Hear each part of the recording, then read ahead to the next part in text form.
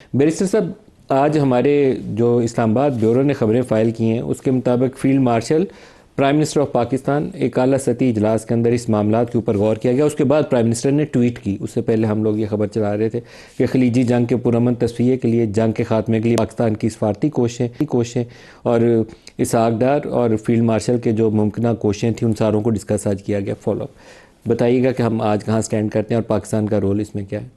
बिस्मिल्लाहिर्रहमानिर्रहीम। मलिक साहब बहुत बहुत शुक्रिया। सबसे पहले तो बिल्कुल वज़ीर आज़म की सदारत में एक इजलास हुआ और उसमें ज़ाहिर बात है कि जो ख़त्े के अंदर एक अमन की सूरत हाल है या सिक्योरिटी सिचुएशन के हवाले से जो मामलात हैं उसको बिल्कुल ज़ेर गौर ज़ेर बहस लाया गया। और उसके साथ अब आपने ट्वीट भी देखी वज़ीर आज़म पाकिस्तान की जो ट्वीट है। और अच्छा, एक अपडेट ये है कि शहबाज शरीफ साहब ने जो ट्वीट किया आज, ये होस्ट करने के लिए तैयार हैं पीस टॉक्स को। यूएस प्रेसिडेंट ट्रंप ने अभी जब मैं प्रोग्राम कर रहा हूँ उन्होंने उस ट्वीट को रीट्वीट किया। तो basically official stamp of approval है इस्लामाबाद से भी और वाशिंगटन से। देखिए बिल्कुल अल्हम्दुलिल्लाह, मैं ज़्यादा तो इस पर नहीं करूँगा क्योंकि देखें जब मीडिएशन की सालसी की बात की जा रही है, एक तो वज़ीर आज़म पाकिस्तान ने जो तौर पे जो ट्वीट के अंदर वाज़े तौर पे आप देख सकते हैं, उन्होंने कहा कि प्रोवाइडेड के दोनों पार्टीज़, दोनों फ़रीक़ैन जो हैं वो एग्री करें तो हम बिल्कुल इसका खैर मक़दम करते हैं और बिल्कुल हम वेलकम करते हैं कि इसको हम सालसी कभी इम्कान होगा कि इस वीकेंड तक फिर अमेरिका से विटकॉफ और कुशनर वगैरह वो। देखिए मैं टाइम लाइन इस पे बिल्कुल नहीं, पहले तो जेडी वैंस की भी खबर आई थी लेकिन जेडी वैंस का भी कंफर्म होना बाकी है। लेकिन इस पे देखें ये बड़ी एक फ्रैजाइल सिचुएशन है। इसको अगर हम इस हवाले से देखें और मीडिया पे डिस्कशन, और फिर ये बड़ा एक सेंसिटिव मामला है और इस पर मैं समझता हूँ कि तमाम तर जो स्टेक होल्डर्स हैं और तमाम तर फ़रीक़ैन हैं इस सारे मामले के ऊपर, तो उसमें जो दो मेन पार्टीज़ हैं वो तो अमेरिका और ईरान है। और अभी फ़िलवक़्त तो देखें मामलात जो हैं वो अच्छी बात है कि अगर हमें यह एजाज़ हासिल होता है तो बिल्कुल ज़रूर हमें उसमें करना चाहिए। और ख़त्े के अमन के हवाले से और देर पा अमन के हवाले से, क्योंकि हमारा देखें डे वन से जो हमारा स्टांस है अभी भी और इससे पिछली ऑल्टरकेशन जो हुई थी उसमें भी हमारा एक प्रिंसिपल स्टांस रहा है, वाज़े मौक़िफ़ रहा है। हमने डीएस्केलेशन की बात की, हमने डायलॉग की बात की और हम वाज़े तौर पे यही बात करते आ रहे हैं। और हमारा प्रिंसिपल स्टांस ईरान के हवाले से बिल्कुल वाज़े तौर पे पूरी दुनिया के सामने है, बैनुल अक़वामी दुनिया ने भी देखा और हमने कहा कि ये इम्पोज़ की गई है जंग उन पर। तो ज़ाहिर बात है कि तमाम तर मामला आपके सामने है। अब उससे ये ख़ित्ता और ख़ित्ता एट लार्ज तो इफ़ेक्ट हुआ है, लेकिन मलिक साहब पूरी दुनिया भी इफ़ेक्ट हुई है। तेल की कीमतों के हवाले से देखें, एनर्जी कॉस्ट के हवाले से देखें तो अभी मामला इसी तरह है कि इसको आगे पाए तकमील तक पहुंचाने के लिए और देर पा अमन कायम करने के लिए, कंस्ट्रक्टिव मीनिंगफुल डायलॉग के लिए पार्टीज़ का आमादा होना, उनका एग्री होना इस बात पे, तो बिल्कुल हम उसको होस्ट बिल्कुल खैर मक़दम करेंगे उसको होस्ट करने के लिए, लेकिन उनका एग्रीमेंट ज़रूरी है।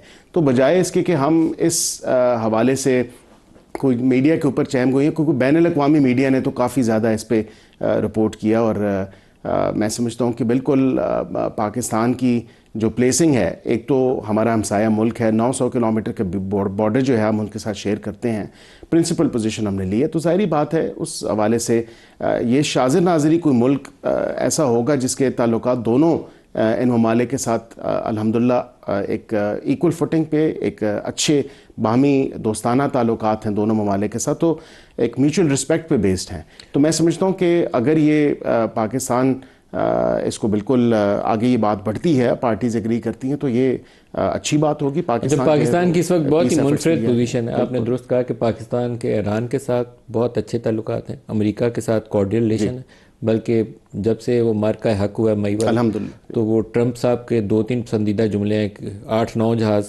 गिरा दिए पाकिस्तान ने और फील्ड मार्शल मेरे पसंदीदा आदमी, माय फेवरेट फील्ड तो पाकिस्तान के प्राइम मिनिस्टर ने कहा कि आपने 10 मिलियन लोग बचाए हैं, फिर उसने कहा 25 मिलियन लोग बचाए, फिर उसने कहा 35 मिलियन लोग बचाए हैं। तो ये 3-4 उसके बड़े पसंद के जुमले हैं। और ये भी कहा कि ग्रेट लीडर। बैरिस्टर वकील साहब, पाकिस्तान ने जहाँ इस मामले में अंदर बहुत ही एक पॉजिटिव रोल है पाकिस्तान का, और आई होप एंड प्रे कि ये सक्सेसफुली मामला आगे चले और एक पीस एग्रीमेंट हो जाए इस रीजन में। दूसरा इसका हिस्सा जिसमें पाकिस्तान को रोल अदा करना चाहिए, हम एक इस वक्त डिफेंस पैक्ट के साथ है सऊदी अरब के साथ। ईरान और सऊदी अरब, यूएई, कतर, बहरीन, इन ममालिक के दरमियान में कॉन्फिडेंस बिल्डिंग बहुत ज़रूरी है, और उसके लिए भी बेस्ट फोरम इस्लामाबाद है। इस्लामाबाद में हम इनके फॉरेन मिनिस्टर्स को बुलाएं तो इससे बेहतर जगह हो नहीं सकती कि इनके दरमियान में जो बहुत सारी रंजिशें हैं, गिले शिकवे हैं, ट्रस्ट डेफिसिट है, उसको कम करने में सामने मेज़ पे बैठेंगे तो कुछ मामला आगे चल पड़ेंगे। ये भी काम करना चाहिए। देखिए बिल्कुल अच्छी बात है और अच्छी तजवीज़ है और इस पर बिल्कुल काम होना चाहिए, क्योंकि मैं समझता हूँ कि ज़ाहिरी बात है कि हमारे जो डिप्लोमेटिक रिलेशंस हैं दीगर जीसीसी कंट्रीज़ के साथ वो भी हैं, ज़ाहिरी बात है उस हवाले से अगर देखें। लेकिन उसके साथ मैं ये भी ज़रूर कहूँ कि जो दोहा पीस अकॉर्ड था वो भी मैं समझता हूँ कि इस्लामाबाद में होता, क्योंकि ज़ाहिरी बात है उस वक़्त जब अमेरिका का इनखला हुआ अगस्त 2021 में, तो हमने देखे ना 20 साल से ज़ायद इतना अरसा हमने वो ब्रंट वॉर ऑन टेरर का फेस किया, हमने वो भुगता। ज़ाहिरी बात उस मामले के हवाले से वो भी मामलात मुज़ाकरात यहीं पे होने चाहिए। इस्लामाबाद में होते तो बेहतर थे, क्योंकि दोहा में वो वादे कर रहे तालिबान और बाद में पूरे नहीं किए, उस एग्रीमेंट से मुनरफ हो गए। ज़ाहिरी बात मैं इस पर ज़रूर ये कहूँगा कि जितने अरब ममालिक हैं जीसीसी कंट्रीज़, तो बिल्कुल उनकी आपस में भी जो एक सालसी की ज़रूरत है वो भी बिल्कुल, वो तो नेक्स्ट स्टेप है ना।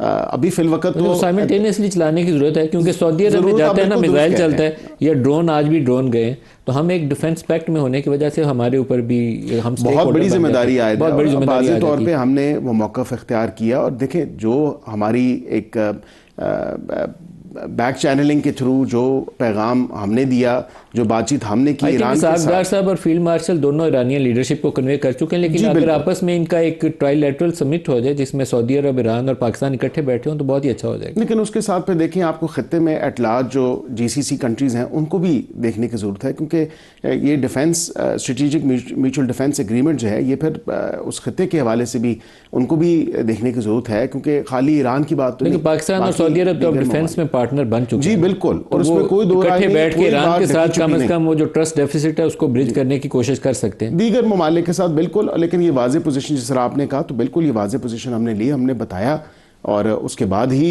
वो तमाम तर माफ़ी वाला काम हुआ कि उन्होंने माज़त की जो भी मामला हुआ सऊदीज़ के साथ। लेकिन वो मामला आगे अब ये है कि उनको बावर तो हमने करवाया कि ये आप इस बात पे देख लें कि हमारा एक एग्रीमेंट है, और on the floor of the house भी ये सागडार साहब ने बात की थी, तो इसमें तो कोई ऐसी ढकी छुपी बात नहीं। हम तो आज भी उस मुआहदे के साथ खड़े हैं और खड़े रहेंगे, और वो आइडियल है। बल्कि इसके अंदर टर्की और चाइना शामिल हो जाएं तो और भी अच्छा है कि पाकिस्तान, सऊदी अरब, टर्की और चाइना चारों मिलकर ये डिफेंस पैक्ट कर लें तो और भी अच्छा हो जाए।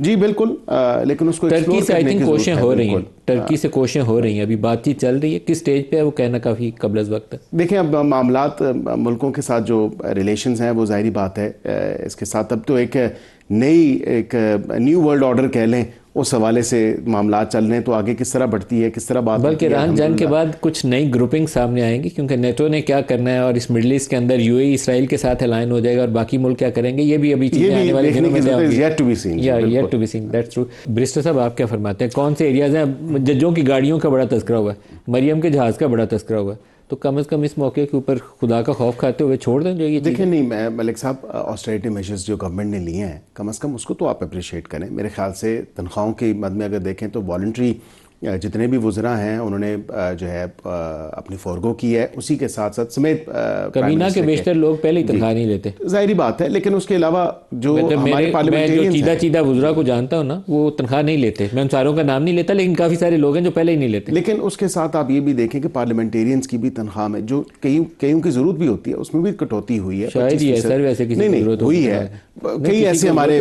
मेंबर्स हैं उनकी वाक़तन ज़रूरत है। अगर कोई एक आध को हो तो उसको आप दे दीजिए, क्योंकि बाकियों को जरूरत नहीं है उसकी। नहीं वो आप काफ़ी हद तक तो आपकी बात से मैं इत्तेफाक करता हूँ, लेकिन कई ऐसे मेंबर्स हैं वाक़तन विदाउट टेकिंग एनी नेम्स, तो उसमें उन्होंने देखें 25 से 30% उनकी कटौती हुई है। पेट्रोल के ऊपर अगर आप देखें हाई ऑक्टेन बिल्कुल किसी गवर्नमेंट गाड़ी में नहीं डलेगा, अगर डलवाना जरूरी तो अपनी जेब से डलवाएं।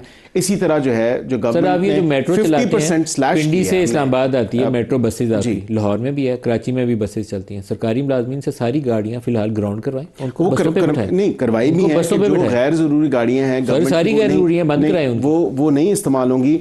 50% जो फ्यूल की आपकी थी आपको इजाजत थी वो 50% जो सेक्रेटरी है ना मिनिस्ट्री का, उसको एक 1300 सीसी गाड़ी के अलावा बाकी सारी गाड़ियां ग्राउंड कराएं, उनको बसों पे बिठाएं। बसें आप नहीं चलाई है ना जी, बगैर टिकट के नहीं, उनको वो बसों बिल्कुल में बैठे थे। आप ठीक आपने कहा और निशानदेही भी ठीक है। उसके अलावा ऑस्टेरिटी मेजर्स जो हमने अभी तक लिए हैं, देखें गैर ज़रूरी सफ़र किसी का भी कोई नहीं होगा, और ज़रूरी सफ़र भी कहा है कि पाकिस्तान के एम्बेसडर्स, हाई कमिश्नर्स या वहाँ पे परमानेंट मिशन में जो लोग हैं वो अटेंड करेंगे। ये एक बड़ा ही वाज़ेह तौर पे clear message from the leader, from the prime minister himself उन्होंने दिया है। उन्होंने कहा है कि जी बिल्कुल किसी किस्म की कोई जो है शाह खर्चियाँ नहीं होंगी, और बिल्कुल कफ़ायत शारी और ऑस्टेरिटी मेजर्स जो हैं वो इन प्लेस होंगे, और उसी पे ही हमें रहना है। और ये अभी फॉर द टाइम बिंग तो 2 महीने के लिए किया, लेकिन आई थिंक कि बेहतर ये है कि हमें इसको एक आदत डालनी चाहिए जी, आदत डालनी चाहिए, लॉन्ग टर्म मुल्क वाली आदत डालनी चाहिए, लॉन्ग टर्म रॉयल्स वाली आदतों से बाहर निकलना चाहिए। अब सही कह रहे हैं कि लॉन्ग टर्म जो है इसकी सर, इंप्लीमेंटेशन एक आपकी हुकूमत ने नेट मीटरिंग ख़त्म किया, अभी मिफ्ता साहब ने उसका जिक्र किया, और मेरे बहुत दिल के करीब मामला है। आपकी 2 बड़े एरियाज़ हैं जहाँ पे आपका इंपोर्टेड फ्यूल कंज्यूम होता है, एक है ट्रांसपोर्ट और दूसरा आपकी पावर जनरेशन। तो अगर लोग अपने खर्चे से, आपसे कुछ नहीं मांगते, वो अपनी जेब से पैसे लगा के वो सोलर सिस्टम इंस्टॉल करते हैं, आपको सिर्फ नेट मीटरिंग अलाउ करनी थी जो अब आपने डिसकंटिन्यू कर दी। वो कोई अकल की बात नहीं है। अभी भी गौर कर लें इन हालात में। सबसे पहली बात यही समझ आती है कि अल्लाह ने बिजली दी है ऊपर बनाने के लिए, सूरज चमकता है। देखिए मेरा अपना एक बड़ा पर्सनल, मैं इसमें आपको कहूँ मेरा जो ज़ाती इसमें मौक़िफ़ है वो तो बिल्कुल मैं आपके मौक़िफ़ के साथ बिल्कुल इत्तफ़ाक़ करता हूँ, लेकिन क्योंकि एनर्जी मेरा टॉपिक नहीं है, मेरा सब्जेक्ट नहीं है, कुछ वजाहत जो है वो वज़ीर साहब ने ज़रूर दी थी, वैसे कारी साहब को समझ होती तो ये काम करते ना। उस पर वाज़ेह तौर पर उन्होंने बताया। मैं समझता हूँ कि उसमें बिल्कुल देखा जा सकता है, पॉलिसी को दोबारा रिव्यू भी किया जा सकता है कि अभी फ़िलवक़्त सिचुएशन इस तरह की बन गई। ये 25 दिन पहले तो ऐसी बात नहीं थी। ये तमाम तर जो ईरान, अमेरिका, इसराइल, ये तमाम तर जो मामला जंग हुआ तो उसमें तेल की कीमतें बढ़ी। अब उस हवाले से हमें देखने कि किस तरह हम जो है उसमें एक बेहतर पॉलिसी के साथ, और उसके साथ ना सिर्फ बेहतर पॉलिसी मलिक साहब, उसमें जो कहते हैं ना कि सस्टेनेबिलिटी जो है वो भी ज़रूरी है। सर, एक बात सिर्फ उनकी सही थी, इसका रेट वो 26 रुपये दे रहे थे, उसको कम करने की जरूरत थी। जो इन्होंने अब 10-11 कर दिया वो कर देना चाहिए था, उसमें कोई मजायका नहीं था। लेकिन नेट मीटरिंग खत्म करना बेवकूफ़ों वाला फैसला था, उससे वो प्रोसेस रुक जाएगा। प्रोसेस कभी नहीं रोकना चाहिए। रिव्यू हो सकता है पॉलिसी का, करें सर, क्यों नहीं कर रहे? बिल्कुल मैं आपकी ये तजवीज़ बिल्कुल ज़रूर उन वज़ीर आज़म को तौर दीजिएगा। पे मैं वज़ीर तक भी पहुँचाऊँगा जो मुतल्लिका वज़ीर आज़म साहब को बताइए, वज़ीर आज़म साहब तक भी इंशाल्लाह ये मामला इस मौके पे जहाँ आपको ना तेल मिल रहा है ना गैस मिल रही है, तो वो कुदरती अल्लाह ताला ने एक एनर्जी का सोर्स दिया हुआ, उसको इस्तेमाल करने दे लोगों को। क्यों मसाइल पैदा करते हैं?